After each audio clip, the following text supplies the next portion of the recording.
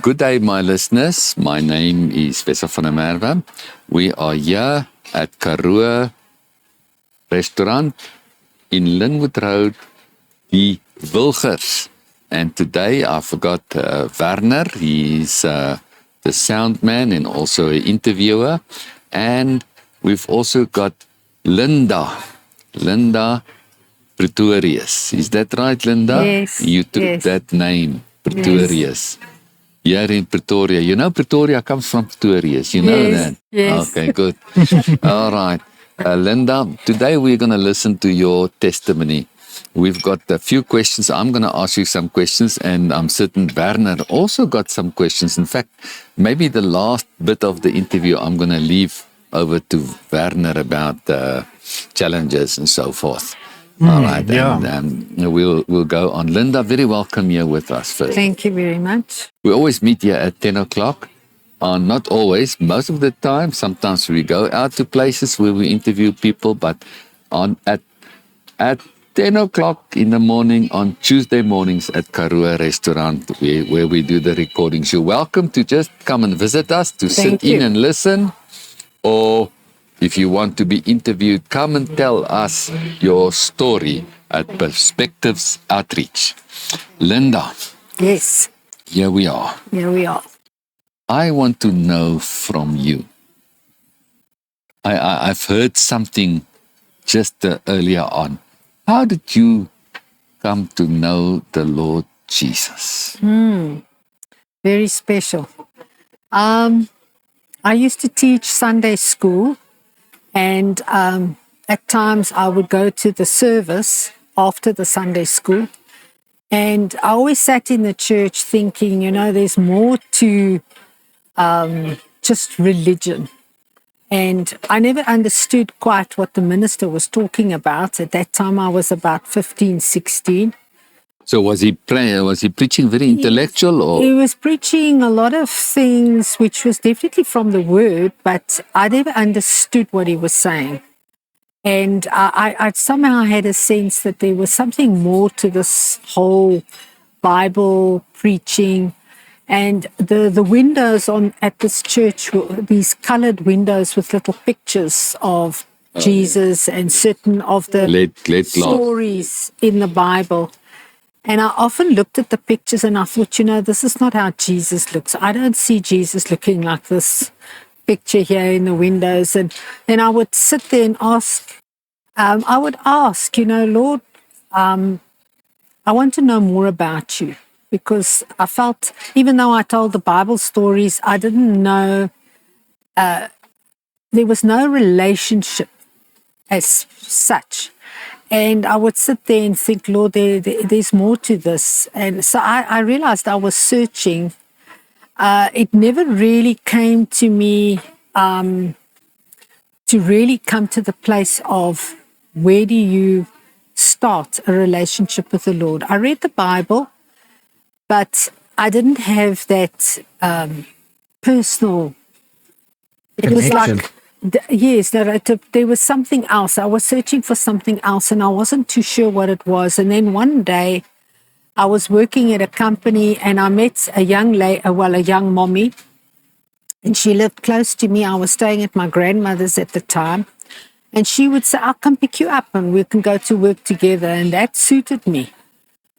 But she would talk in the car about things in her life, and it was as if Jesus was sitting in the back seat, and I was astounded. I thought, how can you have such a wonderful relationship with Jesus as if he was sitting in the back seat, as if he was in the car with us? And then I asked her, Charmaine, but how? She said, no, you know what? Come to church on Friday night. We're going to have a movie night. And I said, fine. And that time I invited my then boyfriend to come. And then I said, let's go. We were planning to get married, but I said, come, let's go to the church and let's see what this movie night's about. Because, I thought a movie at a church, it must be something different to a normal movie. And we went there and they showed this movie which portrayed very much the people who had relationships with the Lord and how the Lord, certain aspects of the Bible were portrayed in this movie. And I remember crying my heart out. I thought, this is just amazing. I don't have this relationship. I don't have what these people have. And I didn't know how I was going to. And as we walked out, the pastor there looked at me and he said, do you know Jesus? And I thought, what kind of question is that? I said to him, yes, I know. What do you mean? I know. I read the Bible. I know about him. I gave Sunday school stories. You sing in the church. I was confirmed. I mean, I didn't understand his question, but he saw my eyes were bloodshot red from all the crying throughout the movie. And he took myself and my then almost fiancé into the office, and he led us to the Lord. In other words, he introduced us and said to us, there's a way of knowing Jesus, and that is to open up your heart and say, Lord, I want to have a personal relationship with you. And this was very new to me.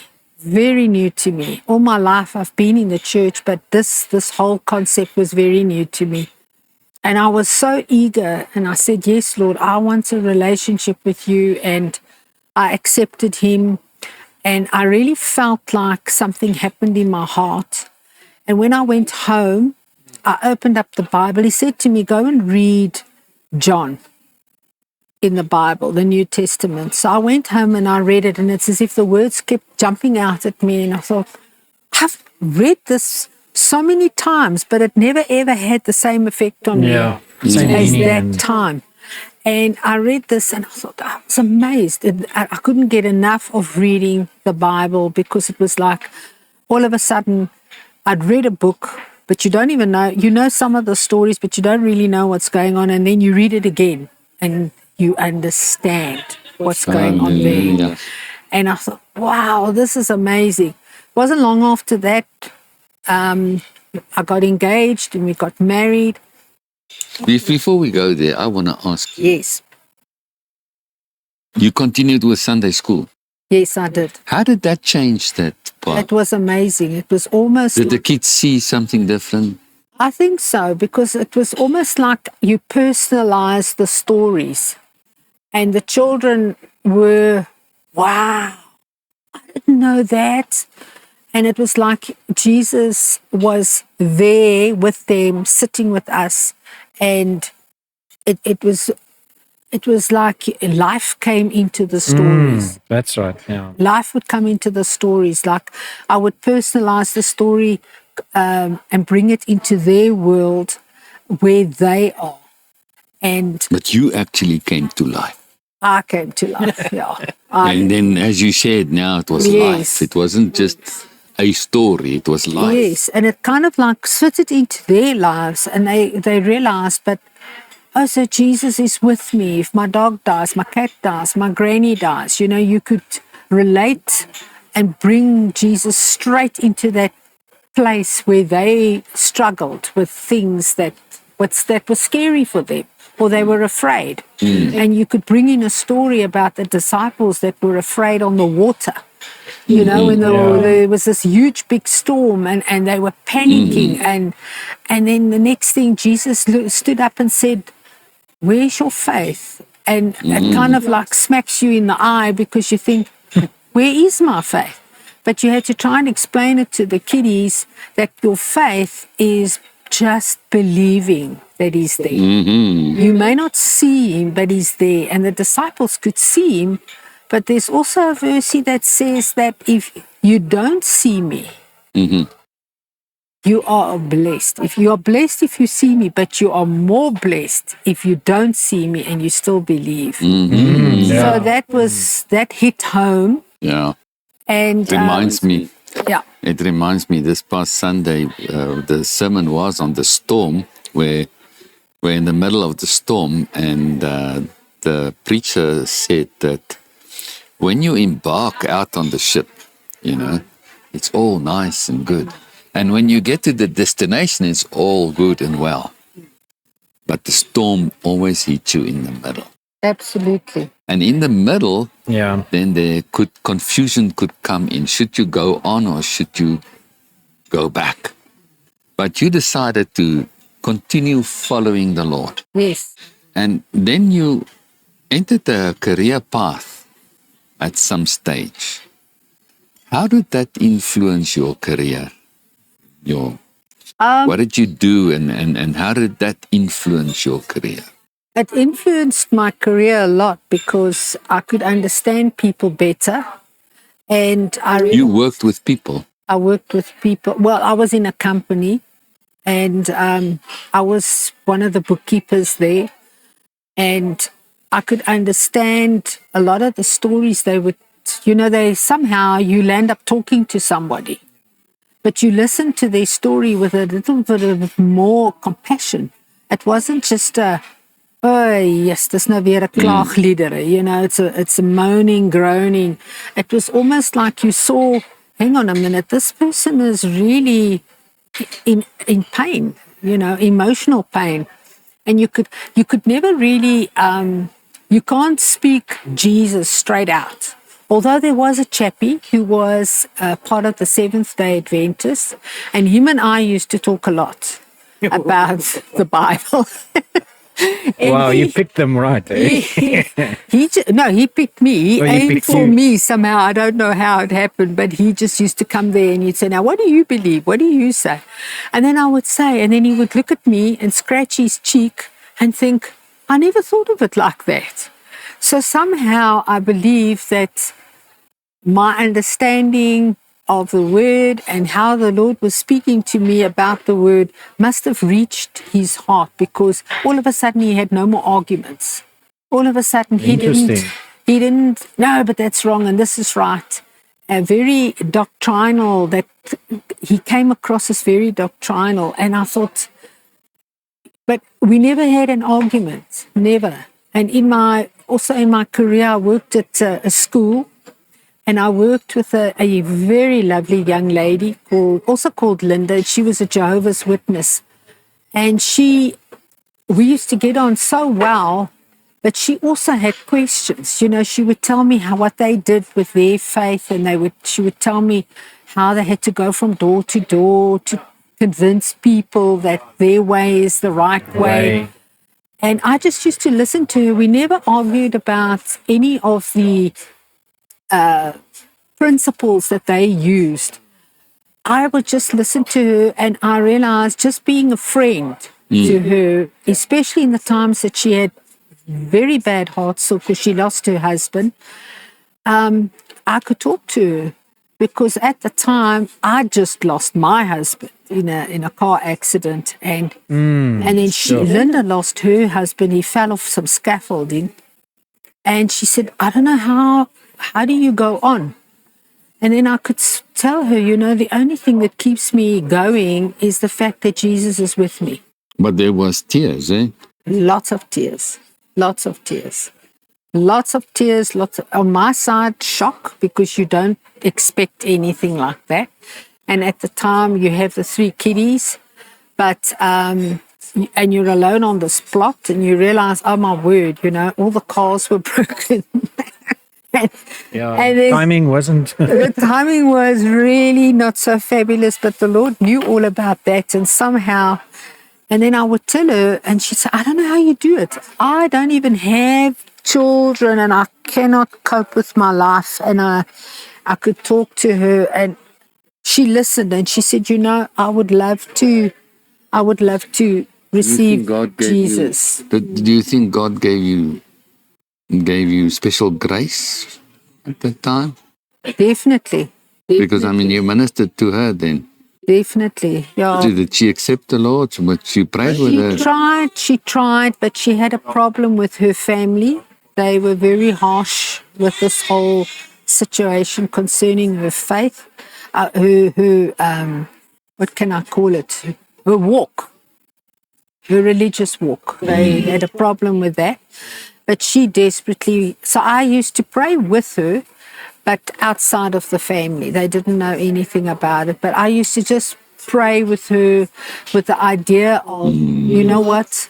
Jesus is walking with you all the time. And I would take scraps of pieces of what she would tell me about her religion and use them to say, that's Jesus. That's Jesus walking with you. Yes. That's Jesus that's close to you. And all of a sudden she would come alive and she'd say, oh, I never saw it that way. I just knew I had to get numbers and I had to get people and I had to do this and it was more a thing of the more I do something, the more I know I've got a chance of being with the Lord in heaven one day. Yeah. And then when she came to the place where she realized, I don't have to do things. I just have to accept that he is with me. And I think that helped her a lot, because she later on, I lost touch with her, which is sad.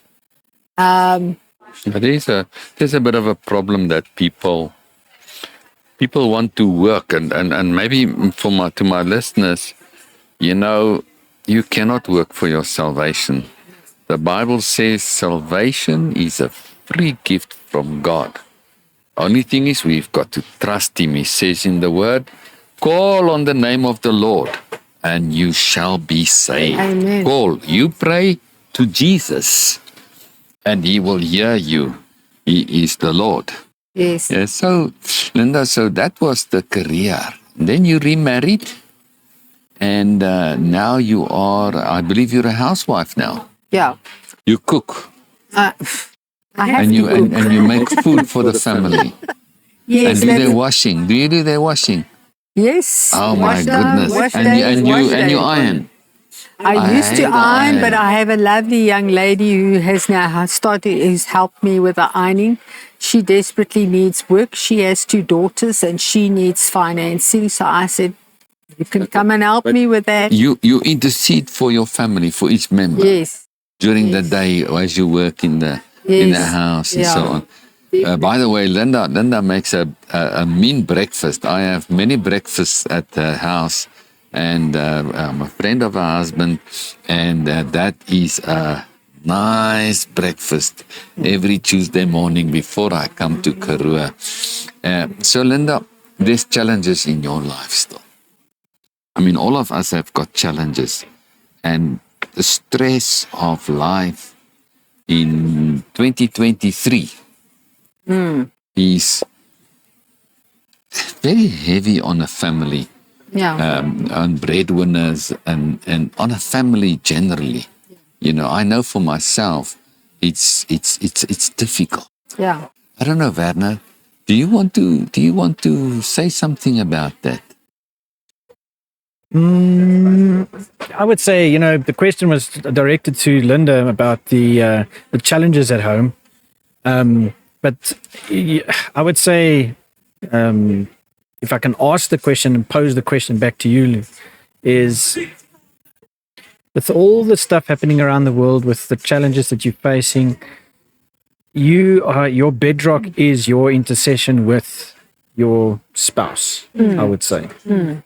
And I remember when you got married there was a declaration over the family of that this will be a household of faith.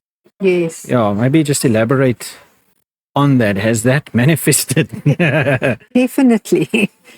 I don't think you understand faith properly until you have a few problems and a few mountains or how can I put it, some giants in front of you.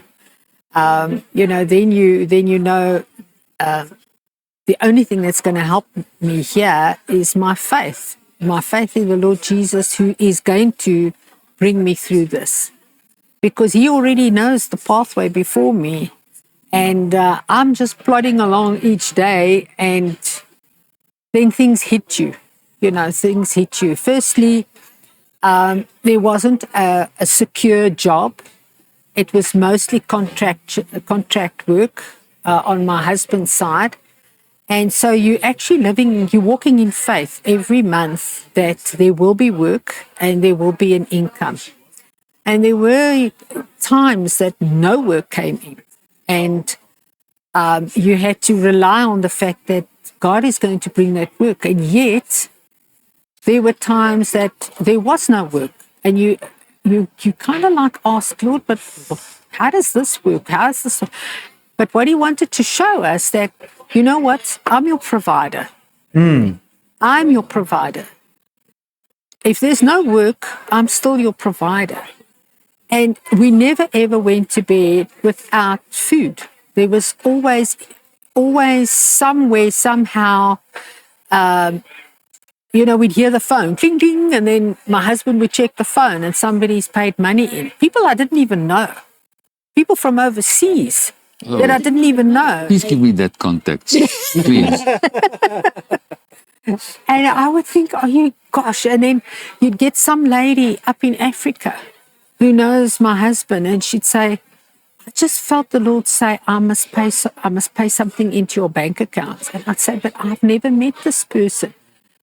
But it didn't matter. It wasn't a problem. God knew her.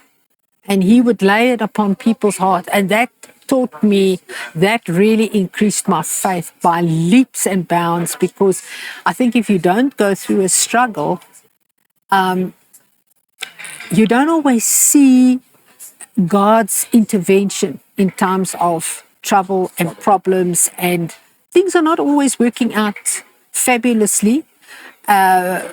People think you have to be blessed, you have to have money in the bank all the time, you have to do...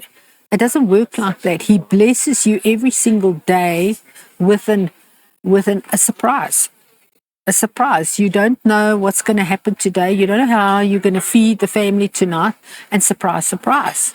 Somebody pitches up at your door. Hello, we've brought some parcels. And they come in and they put down food, and you think, wow, there's food for tonight. And gosh, there's even food for tomorrow. And it made me just even appreciate the Lord even more, because I saw, he said, I want to give you an abundant life. That doesn't mean to say a big house and a car and all the rest of the things that you sometimes think. He comes and he says, I'm going to give you an abundant life. In other words, you have a roof over your head.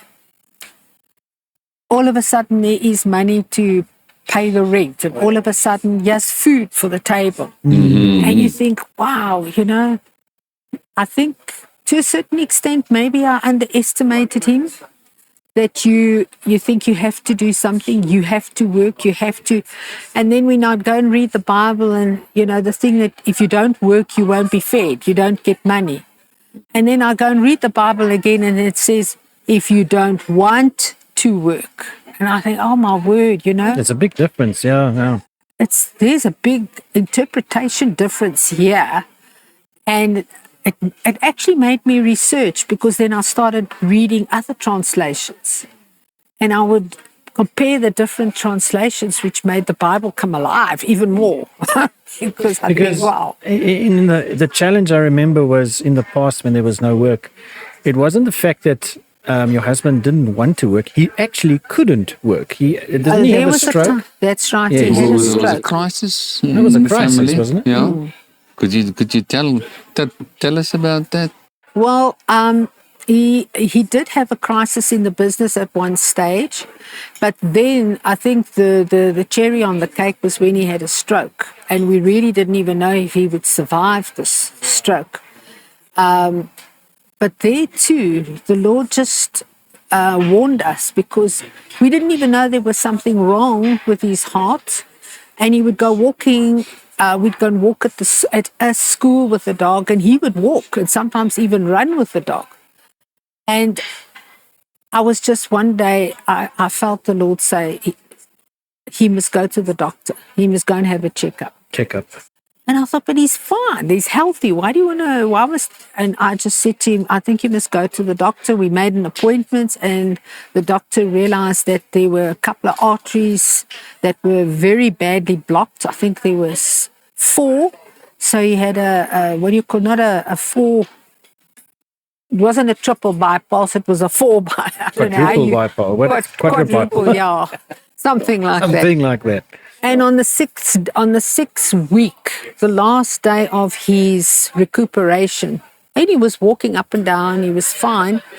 He had the stroke, and that was rather scary, I must say, because he all of a sudden just went lame. And his face, his mouth, he couldn't talk. So that took at least 3 months. And you were not working, and I wasn't working. and now you got to look to the Lord for looking after the whole family. That was the crunch. And And God provided. amazingly. All right, Linda. Thank you for encouraging us with that today. I think there are people that's housewives. If you're a housewife, I think it's a worthy calling.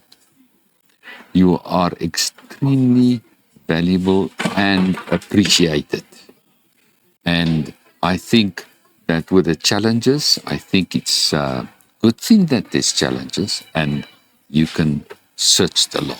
You can pray and God will certainly help you. He's not deaf and He's a God that hears our prayers.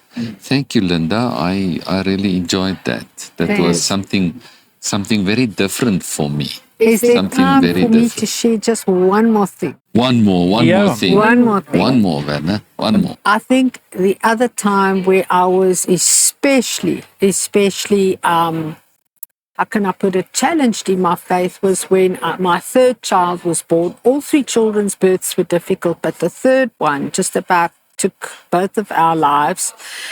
And this little one was born at 26 weeks. And there, the medical costs and the challenges that the doctor put before us was quite challenging. But there too, somehow, through all the operations, through all the doctors, through all the therapists, through all the years of special schools, God just came in with big surprises in many ways where He opened doors. He just opened doors for us to get treatment for the child, and there was progress. He had His hand on that child all the time, which you don't always see in the medical side. You don't always see it. But on the spiritual side, if I can go down there, God always had His hand on the child. Always. He survived things that the doctor said he would never survive. He told us he would be blind, he would be brain damaged, he wouldn't even make the first 3 weeks of his life. And he went right through that. And there too, God's provision, He just stands by you in all this process.